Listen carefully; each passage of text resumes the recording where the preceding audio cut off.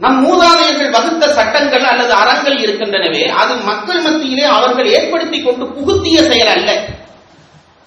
அவர்கள் என்ன செய்தார்கள் என்றால் சமூகத்தை அவதானித்து அந்த அவதானிப்பிலே ஏற்படக்கூடிய உயர்வு தாழ்வுகளை குறித்து சென்றதுதான் அவர்கள் சொன்ன அறங்கள்.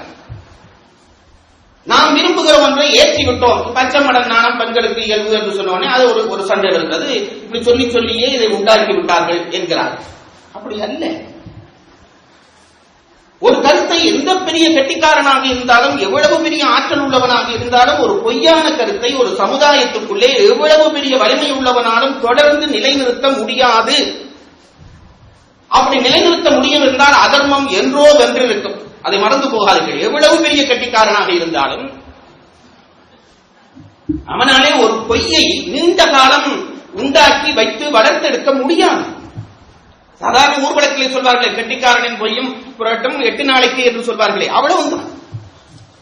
நீங்கள் எந்த முயற்சி செய்தாலும் ஒரு பொய்யை நிலைநிறுத்த முடியாது. எத்தனை ஆற்றல் உள்ளவனாலும் நிலைநிறுத்த முடியாது. இத்தனை நூற்றாண்டு கடந்து இந்த விஷயங்கள் நின்று பிடிக்கின்றன என்றால் இவை சத்தியங்கள் என்பதை முதலிலே நாம் பதிவு செய்து கொள்ள வேண்டும். மற்றவன் தராசிலே நாம் திருவள்ளுவரையும் கம்பரையும் ஏற்ற வேண்டிய தேவையில்லை. நமக்கென்று ஒரு தராசு இருக்கிறது. அந்த தராசை கையிலே தூக்கி அதிலே திருவள்ளுவரை போட்டு நாம் நிறுத்தால்தான் உண்மையான நிறை அறிவோம். மறந்து போகாதீர்கள். எல்லா தராசுகளிலும் நம்மவர்களை ஏற்ற வேண்டும் என்று தேவையில்லை. நம்மவர்கள் தராசுகளில் ஏற்றப்பட வேண்டியவர்கள் அல்ல, அவர்கள் படிக்கல்கள், மற்றவர்களை நிறுக்க தகுந்தவர்கள்.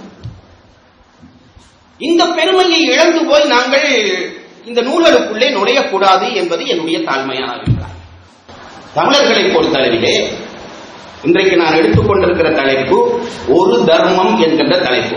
என்னை ஒருவர் இன்றைக்கு கேட்டார், எல்லாம் ஒரு அழகு பண்ணி வைத்திருக்கிறீர்களே, என்ன அர்த்தம் என்று கேட்டார்கள். நான் போன முறை ராமாயணம் சொன்ன பொழுதே சொன்ன ஞாபகம் எனக்கு இருக்கிறது. ஆனால் உங்களுடைய ஞாபக சக்தியை நம்பிக்கை வைத்து நான் அதை மீண்டும் ஒரு தரம் சொல்லலாம் என்று நினைக்கிறேன். ஒரு அல்லது ஓர் என்ற சொல், இந்த ஓர் பயன்படுத்துகிற முறை இப்ப ஆசிரியர்களிடம் இந்த சபையிலே நான் வித்தியாசம் சொல்ல தேவையில்லை. உயிரெழுத்துக்கு முன்பு ஓர் போட வேண்டும் என்பது தமிழிலே ஒரு சட்டம். ஆனால் ஓர் என்கின்ற 2 சொல்லும் குறிப்பிடுகிற பொருள் கிட்டத்தட்ட ஒரே பொருள் தான். இந்த ஒரு என்ற சொல்லுக்கு தமிழிலே 2 அர்த்தங்கள் இருக்கின்றன. ஒன்று எண்ணிக்கையிலே ஒன்றை குறிப்பது. எண்ணிக்கையிலே ஒன்றை குறிக்கிற பொழுது ஒரு அல்லது ஓர் சொல் போடுவோம். இன்னொன்று ஒப்பற்ற என்ற ஒரு அர்த்தம் வருகிற பொழுது ஒரு என்ற சொல்லை போடுவோம். அது தமிழ் மரபு படித்தவர்களுக்கு, தமிழினுடைய மரபிலக்கியங்களை படித்தவர்களுக்கு அது தெரியும். ஒரு என்ற சொல் ஒப்பற்ற என்ற அர்த்தத்திலே வருகிற சொல். அருவமும் உருவமாகி அனாதியாய் பலவாய் ஒன்றாய் பிரம்மமாய் நின்ற சோதி பிழம்பதோர் மேனியாகி கருணைகூர் முகங்கள் 6 கரங்கள் 12 கொண்டே ஒரு திரு முருகன் வந்தாங்கு உதித்தனன் உலகம் உய்ய. கந்தபுராணம். அதன் ஒரு திருமுருகன் வந்தாங்கு 1%. அது அல்ல அர்த்தம். ஒப்பற்ற முருகன் வந்தான் என்று அதற்கு அர்த்தம். அதை நான் பல இடங்களில் பலவிதமாக இந்த ஒரு பொருள் சொல்லி இருக்கிறேன். யாகம் காப்பதற்கு ராமனை தாய் என்று விஸ்வாமித்திரன் வந்து கேட்கிறான். யாகம் காப்பதற்கு ராமனை என்னோடு அனுப்பிவை. கேட்கப்படுகிற பொழுது அந்த வார்த்தை கேட்ட உடனேயே தசரதன் கவலைப்படுகிறான் என்கிறான் கம்பன். தருவனத்தில் யானையற்றும் தவவேள்விக்கு இடையூறாய் தவம் செய்வோர்கள் வெறுவரச் சென்று அடை காம வெகுளியென நிறுதர் இடை விளக்காவண்ணம் செருமுகத்து காட்டியென நின் சிறுவர் 4வரினும் கரிய செம்மல் ஒருவனை தந்தெழுதி. விஸ்வாமித்திரர் என்ன கேட்டார் என்றால் 4 பிள்ளையில ஒருத்தனத்தா. இந்த பாட்டு வரிய கவனிக்க. கரிய நின் சிறுவர் 4வரினும் கரிய செம்மல் ஒருவனை தந்தெழுதி. கருவல் படியல் 2 பேர் இல்லை, கருவல் படியல் ஒருத்தனத்தா. இதான் அவர் கேட்டது. தசரதனுடைய 4 குழந்தைகள்ல 2 பேர் கருவல். என்னுடைய தமிழ் மரபிலே நான் முன்னும் சொல்லி இருக்கிறேன், கருப்பு ஆண்களுக்கு ஒரு அழகு என்று வைத்திருக்கிறார்கள். அப்படிப்பட்டவர்கள் பெருமைப்படுவதற்காக இதை சொல்லுகிறேன். கருப்பு பையன்களுக்குள்ளே 2 பேர், ஒரு ஆளை தாய் என்று கேட்டால் ராமனை கேட்காதே என்று அழுகிறான் தசரதன். இது கேட்டது ராமனைத்தான் என்று தசரதனுக்கு எப்படி தெரியும் என்று கேட்டால் இந்த தமிழ் அர்த்தத்தை கொண்டு போய் தான் அதுக்கு உரை சொல்லுகிறார்கள் பெரியவர்கள்.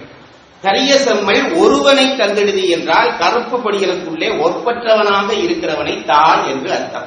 ஆகவே ராமனைத்தான் கேட்கிறான் என்று தசரதன் தெரிந்து கொண்டான். ஆகவே ஒரு என்ற சொல் ஒப்பற்ற என்ற அர்த்தத்திலே வருகிற சொல். அதை முதலிலே பதிவு செய்து கொள்ளுங்கள். ஒருவன் என்னும் ஒருவன் காண்க என்று திருவாசகத்திலே ஒரு வரி உண்டு.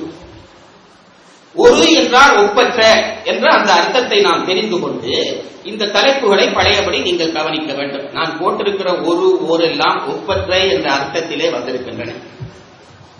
இன்றைக்கு நான் முதல் நாள் சொல்ல எடுத்துக் கொண்டிருக்கிற விடயம் ஒரு தர்மம் என்றால் ஒப்பற்ற தர்மம் என்பதுதான் நான் இன்றைக்கு சொல்ல போகிற விஷயம். நான் எப்பொழுதும் சொல்லுகிறேன், தமிழ் அறிவு நூல்களாலே மிக விரிந்தது. இன்றைக்கு மிக நாகரீக வளர்ச்சி பெற்ற உலக இனங்கள் பல காலத்தால் அழியாத ஓர் இலக்கியம் கூட நம் இனத்துக்கு சொத்தாக இல்லையே என்று கவலைப்பட்டுக் கொண்டிருக்கிறார். பொருளாதாரத்தில் அவர்கள் எவ்வளவோ வளர்ந்து விட்டார்கள், பலத்திலே எவ்வளவோ வளர்ந்து விட்டார்கள். ஆனால் காலத்தால் அழியாத ஒரு இலக்கியம் நம் மொழிக்கு சொத்தாக இல்லையே என்று உலகத்திலே எத்தனையோ வளர்ச்சி பெற்ற நாடுகள் மொழியை சார்ந்தவர்கள் கவலைப்பட்டுக் கொண்டிருக்கிறார்கள். அந்த விஷயத்திலே நாங்கள் பணக்காரர்கள். நான் எப்பவும் சொல்றது உண்டு, நம்ம பலத்தை தெரிந்து கொண்டால் நாம் உயர்ந்து விடலாம். அந்த விஷயத்திலே நாம் பணக்காரர்கள். எப்படி பணக்காரர்கள்? காலத்தால் அழியாத சொத்துக்கள் ஒன்றல்ல ரெண்டல்ல நூற்றுக்கணக்கிலே, சொல்ல போனால் ஆயிரக்கணக்கிலே நமக்கு சொத்தாக இருக்கின்றது. இதனையா காலத்தால் அழியாத ஏதோ ஒரு டூப்பு விடுறேன்னு நீங்க கேட்கலாம். நான் எப்பவும் சொல்லுகிறேன் பாருங்கள். ஒன்று எனக்கு இன்றைக்கோ பண்டிதர் வீரகத்தி சொன்ன செய்தி எனக்கு இப்பவும் ஞாபகம் இருக்கிறது.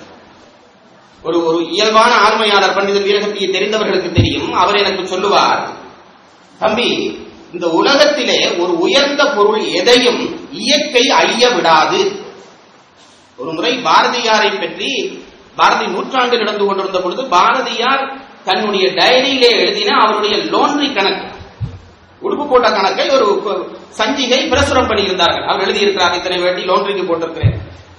அப்பொழுது நாங்கள் அதை பற்றி உரையாடுகிற பொழுதுதான் இந்த கதை எனக்கு, நான் என்ன சார், பாரதியார் செத்த பொழுது 14 பேர் தான் செத்த வீட்டுக்கு போனார்கள் என்கிறார்கள். தப்பி தவறி நாங்கள் செத்தா நல்ல சனம் பெறும். பாரதிக்கு அப்படியே அது கூட இல்லாத ஒரு மனிதனுடைய ஒரு பொருளை அவன் பாதுகாத்து அவன் ஒரு புத்தகம் போட்டானா என்று எனக்கு சரியா தெரியவில்லை. அப்படி ஒரு அக்கறை இல்லாத மனிதன். அவன் எழுதின லோன்ரி கணக்கை கூட இந்த இயற்கை, இந்த சமூகம் பாதுகாத்து 100 வருஷத்துக்கு பிறகு அதை காட்டுகிறது. எப்படி முடியும்? எப்படி சாத்தியம்? நான் திருக்குறள் கம்பெனியெல்லாம் நினைக்கிறது இன்றைக்கு போல காலம் அல்ல, ஓலையிலே எழுதிய காலம். மறந்து போகாதீர்கள், ஓலையிலே எழுதினார்கள், பனை ஓலை. அன்றைக்கு இருந்த வீடுகள் இப்ப போல எல்லாம் பெரிய கிரனைட் போட்ட வீடுகளா இருந்திருக்காது. மண்ணிலே சாணி போட்டு மெழுகிய வீடுகளிலே தான் இருந்து திருவள்ளுவர், கம்பர் போன்றவர்கள் எழுதியிருப்பார்கள்.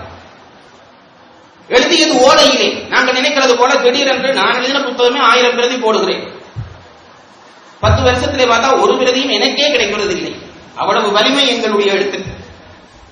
திருவள்ளுவர் 2000 ஆண்டுக்கு முன்பு எழுதியிருக்கிறார், ஓலையிலே எழுதியிருக்கிறார். மண் நிலம் மாணவர்கள் சொல்ல சொல்ல எழுதியிருப்பார்கள், அல்லது திருவள்ளுவர் எழுதியிருப்பார்.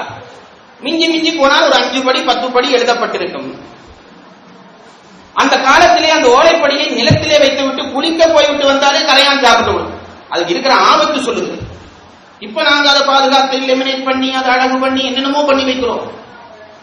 அப்படிப்பட்ட நூல் பல பிரதிகள் போடப்படவில்லை, பாதுகாக்கிற சிரமம், எழுதப்பட்டது ஓலை. அப்படிப்பட்ட நூல் 2000 ஆண்டுகளை கடந்து இன்றைக்கும் நம் கையிலே நிற்கிறது.